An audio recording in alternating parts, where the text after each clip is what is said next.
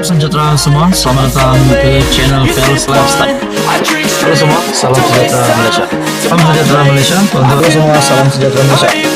Salam sejahtera Malaysia. Halo semua, salam sejahtera Malaysia.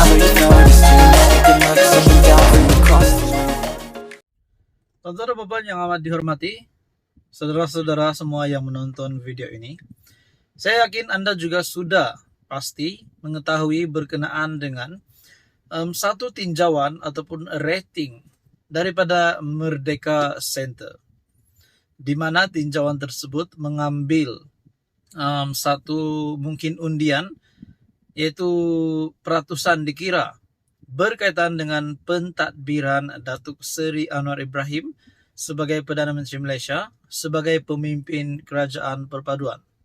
Nah, di dalam tinjauan tersebut menunjukkan rating Datuk Seri Anwar Ibrahim menurun. Seperti yang dikongsikan di dalam satu artikel daripada Syabuddin Husin, apa sudah jadi tinjauan Merdeka Center tunjuk rating Anwar menurun. Nah, tuan-tuan dan puan yang amat dihormati, kita juga tahu sudah setahun Datuk Seri Anwar Ibrahim menjadi Perdana Menteri Malaysia yang ke-10. Nah, persoalan yang timbul, adakah rating yang dikongsikan ataupun tinjauan daripada Merdeka Center itu kita boleh guna pakai ataupun kita boleh simpulkan untuk keseluruhan pentadbiran Datuk Seri Anwar Ibrahim? Adakah seluruh rakyat Malaysia sudah mengambil tempat untuk mengundi juga di dalam tinjauan yang dibuat oleh Merdeka Center? Nah, tuan-tuan dan puan, mungkinkah ada persoalan yang timbul selepas ini? Adakah Datuk Seri Anwar Ibrahim akan hilang sokongan? Adakah Datuk Seri Anwar Ibrahim akan meletakkan jawatan, akan melepaskan jawatan? Sekiranya rating yang ditunjukkan ini ataupun tinjauan yang dikongsikan ini adalah benar, dan adakah kalau perkara ini akan berkembang masa demi masa, adakah Datuk Seri Anwar Ibrahim rating sebagai Perdana Menteri akan menurun? Nah, Anda boleh komen di bawah. Anda boleh komen secara terbuka di dalam video ini berkaitan dengan rating Datuk Seri Anwar Ibrahim menjadi Perdana Menteri. Nah, saudara-saudara yang amat dihormati, di dalam perkongsian daripada Syabuddin, rating penerimaan terhadap Perdana Menteri Anwar Ibrahim menurun selepas setahun pentadbirannya menurut firma tinjauan pendapat Merdeka Center. Membandingkan kaji selidik penghujung bulan lalu dengan Disember tahun lalu, yaitu sebulan selepas Anwar mentadbir Putrajaya, firma itu berkata separuh pengundi memberi maklum balas positif berbanding 68% sebelum ini. Mengambil maklum rating kerajaan persekutuan ketika ini berada pada tahap 41% berbanding 54% pada Disember. Kaji selidik menunjukkan tahap tidak puas hati terutama berkaitan ekonomi meningkat kepada 43% daripada 19%. Mungkinkah kita dapat lihat di sini berkaitan dengan kenaikan harga barang ataupun mungkin beberapa lagi isu yang kita boleh lihat apa yang berlaku di dalam negara pada ketika ini.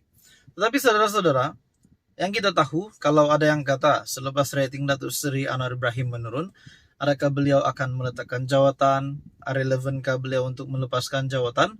Bagi saya tidak relevan, disebabkan ini baru tahun pertama Datuk Seri Anwar Ibrahim menjadi Perdana Menteri. Kita boleh kira pada pilihan raya umum ke-16, lebih kurang 4 tahun lagi, ataupun 3 tahun lebih, yaitu pada 2027. Barulah relevan untuk Datuk Seri Anwar Ibrahim mengundurkan diri ataupun bertanding semula, mengekalkan semula status beliau sebagai Perdana Menteri. Nah, tuan-tuan dan puan yang amat dihormati, apa komen Anda berkaitan dengan tinjauan daripada Merdeka Center? Sekian saja, teruskan bersama di dalam channel ini untuk info yang seterusnya. Halo semua, salam sejahtera Malaysia. Tuan-tuan dan puan yang amat dihormati semua, pilihan raya kecil Kemaman yang akan diadakan pada 2 Disember ini, kita juga sudah tahu calon daripada PAS, daripada Perikatan Nasional, yang akan bertanding untuk merebut semula kursi Parlimen Kemaman yang kemenangan dibatalkan. Kemenangan yang dijulang oleh kepimpinan PN PAS pada PRU 15 yang lalu, tetapi akhirnya dibatalkan karena mahkamah memutuskan terdapat unsur rasuah. Nah, selepas kursi Parlimen Kemaman dikosongkan, terdapat kabar angin, terdapat desas-desus Tun Dr. Mahathir yang akan bertanding bagi Parlimen Kemaman. Tetapi mana nama Tun Dr. Mahathir? Nah, saya boleh kata Tun Dr. Mahathir Mohamad, bekas Perdana Menteri Malaysia sebanyak 2 kali, dah tak ada harapan. Saya bukan berkata dalam pandangan lain. Maksud saya dah tak ada harapan untuk bertanding di Parlimen Kemaman disebabkan PAS Perikatan Nasional telah memuktamadkan bahawa calon untuk PN PAS yang bertanding di Parlimen Kemaman adalah itu Ahmad Samsuri Mokhtar. Nah, saudara-saudara yang amat dihormati, dalam sebuah perkongsian daripada Syabuddin Husin berkata, aduh, Hadi Awang rupanya masih belum putus asa nak jatuhkan kerajaan. PN masih berusaha menarik sokongan pemimpin UMNO yang tidak menyokong kerjasama parti itu dalam kerajaan perpaduan untuk bergabung dengan mereka, kata Abdul Hadi Awang. Presiden PAS berkata, pencalonan MB Terengganu Ahmad Samsuri Mokhtar di PRK Kemaman adalah persediaan untuk PN mengambil alih pentadbiran kerajaan. Nah, sebelum ini juga terdapat sebuah maklumat yang saya lihat di dalam media sosial yang berkata bahwa Ahmad Samsuri Mokhtar menjadi calon Perdana Menteri bagi Perikatan Nasional. Dan kata Ahmad Samsuri Mokhtar, itu orang cakap bukan saya yang cakap.